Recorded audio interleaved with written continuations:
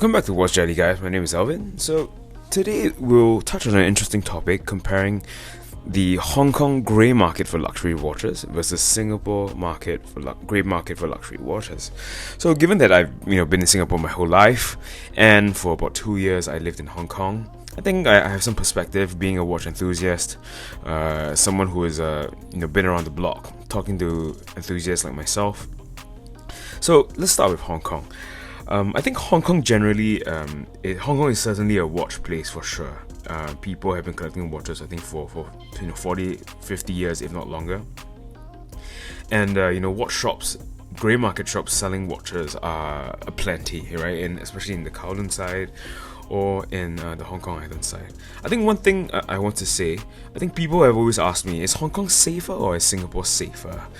I think Hong Kong, you definitely get a wide variety of watches, modern watches, vintage watches, from the very basic submariners, Tudors, Cartiers, all the way to the very exotic Rolexes or more exclusive APs and Pateks. I think for Hong Kong, generally I would say it is a safe place to buy watches because people have just constantly asked me. But I do want to mention that given its proximity to mainland China, I would just want to, ask for a bit of caution. Everyone should exercise some caution because of super clones are well made in China, are very well made. Why are super clones very well made in China? Because it's a manufacturing powerhouse, number one.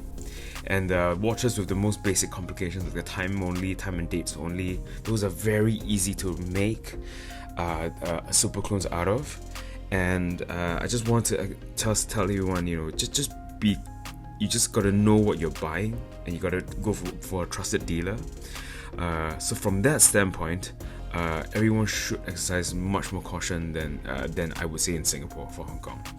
Hong Kong, they generally speaking, they do make good watches overall, but I just want to be very clear on where you should be buying watches. Always go to someone that's trusted, otherwise there is no point in buying in Hong Kong. I say Hong Kong prices are a bit more expensive overall, because people just charge more because rents are expensive. Otherwise, definitely feel free to buy in Hong Kong if you feel safe over there. Maybe also one thing to cover on why Hong Kong is a bit more, shall we say, slightly less safe. Although it's safe for the most part, it's slightly less safe because I think Hong Kong is a very strong part of Chinese culture. Generally more showy. People just want to show that they are wearing expensive luxury items, more so than in Singapore for sure. From that standpoint, there's a high demand for luxury watches, even if they're not real. So I've come across many people wearing not so real items, watches in Hong Kong. So the demand is there. Hence, super clones, they do have a good market over there. So just be careful in what you're buying over there in Hong Kong. For Singapore, I would say, while Singapore and Hong Kong both are governed with a very strong rule of law, I think it's safe to say that Singapore is much stricter than in Hong Kong in regards to laws. I think there have been a lot of articles online talking about how people have been caught trying to sell fake watches, and this is very punishable by the law. People do get the offences are pretty in terms of selling fake watches. I think that the jail term and the fines are pretty nasty in Singapore. So the rule of law that governs watch buying and selling regarding fake watches, counterfeit watches versus real watches, those are very strict and punishment is harsh. Therefore, it's a bit safer to buy in Singapore, if you know what I mean.